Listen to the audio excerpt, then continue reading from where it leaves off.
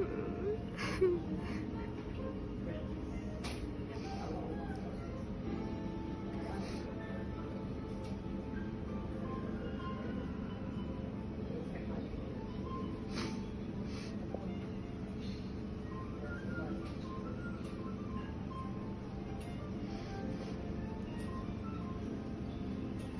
לא מאמינה שהוא פרסם את זה. אני